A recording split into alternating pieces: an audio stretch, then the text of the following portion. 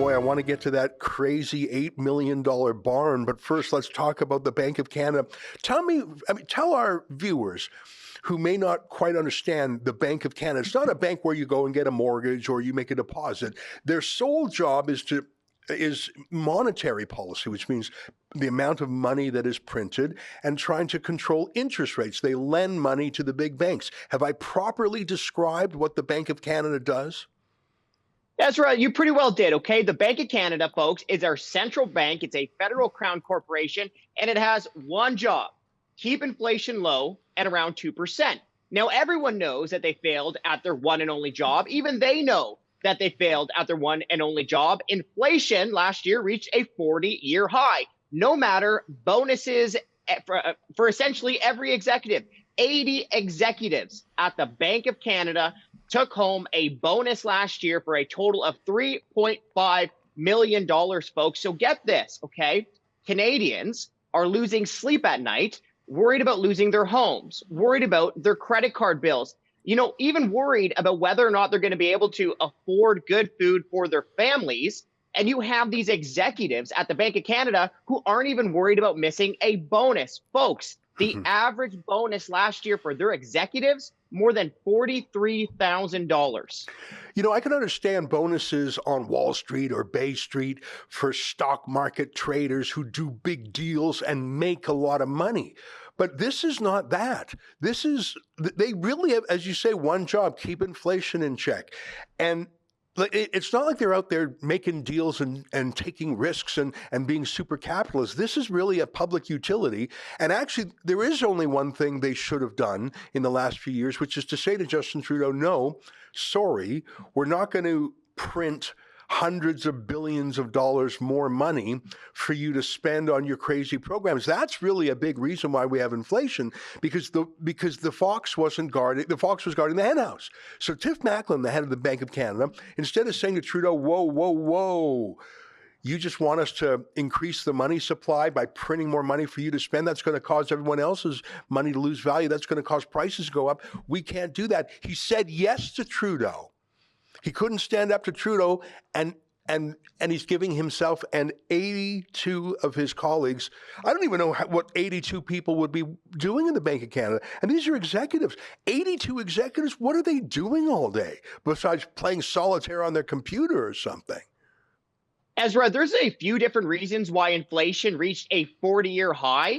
Okay, carbon tax, that's a reason. Yeah. But make no mistake about it, folks. The key reason driving up the prices that you pay was the more than $300 billion that the Bank of Canada printed out of thin air, largely to finance the federal government's massive deficit spending. Okay, now get this, folks. They had their worst year in 40 years because they have one job: to keep inflation low and around 2%. Well, guess what? Most organizations out there don't shower 98% of their executives with $40,000 bonus checks when they have their worst year in 4 decades. Yeah, there's firings when that happens. People are fired. People are given pay cuts. People are put on leave. And by the way, the number of executives keeps going up. When Trudeau took over, there were 69 executives there. Now there's 82, or actually there's 84, because 2 of them didn't manage to get bonus. How bad do you have to be the 2 executives of the Bank of Canada not hitting the ka-ching?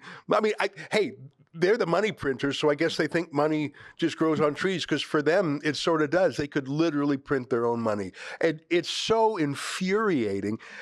I mean, 43 grand in bonuses average, that's getting close to the take-home pay after tax for the average Canadian family. I mean, I think the average take-home pay for the Canadian family is slightly more than that after tax, but not much more. That's like a year's salary bonus just for getting us into this mess. Frankly, this is very frustrating.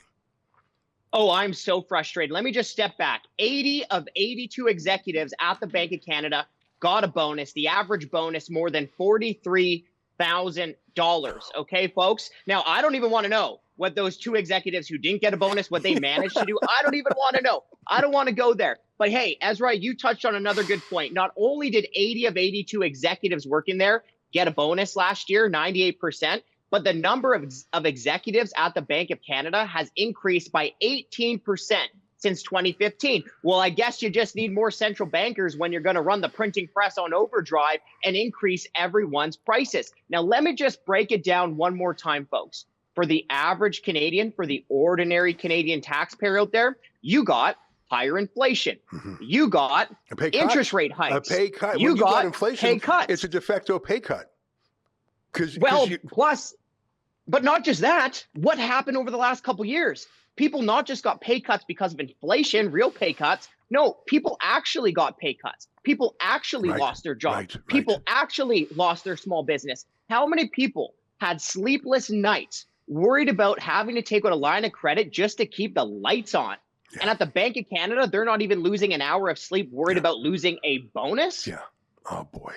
You know, that's frustrating. I still think, Franco, that if you go to the ordinary person on the street, he probably wouldn't know what the Bank of Canada is, because it's a little bit abstract. You have to know a little bit about economics and monetary policy. And I mean, Justin Trudeau brags that he doesn't think about monetary policy, but I think ordinary Canadians might not either. But everyone knows what a barn is. You don't have to be a farmer or a rancher to know what a barn is. It's a shed. It's a big shed. In fact, I bet that most Canadian homeowners have a mini barn where they keep their lawnmower and, you know, stuff in there. It's a shed. Now, you can have a big shed. You might have some cows in there, but it's a shed. But the government of Canada, I want to show the photo of the government of Canada, paid $8 million to replace a barn at Rideau Hall. $8 million. And there's a photo of this barn. Of course, it's got solar panels on it. What can you tell us about this outrageous gold-plated $8 million barn, Franco? Well, Ottawa's two worst waste offenders, the National Capital Commission and Rideau Hall, teamed up to soak you, dear taxpayer, for $8 million building a barn. The NCC spent $8 million building this barn at Rideau Hall, which is, of course, the residence of the Governor General. $8 million. Folks, I'm here in Ottawa. Don't hold it against me. But guess what? You can get one of the most beautiful mansions in the Ottawa region for $8 million. They spent that amount of money on a barn. Now, Ezra, I don't know the first thing about farming, but I'm pretty sure you've got some listeners out there in Brooks, Alberta, who can figure out how to build a barn for less than $8 million. Yeah, and by the way, I hate to be that guy, but I don't think there's any animals in this barn, are there? Like, I don't think it's an actual farm. I don't think there's actual critters in there. I think it's just like a shed for vehicles. Am I right? Yeah, it's a tool shed. It's where they store their vehicles. I don't know. Maybe they're doing oil changes in there. Who knows? But guess what, folks? Jiffy Lube is probably right down the corner. Save some money. Now, guys, $8 million to build a barn at Rideau Hall. The National Capital Commission, which is the federal government supercharged Parks and Recs board, they just waste money like crazy. Let me give you one more example, okay? At Rideau Hall, they spent $140,000 studying how to build a staircase that never got built.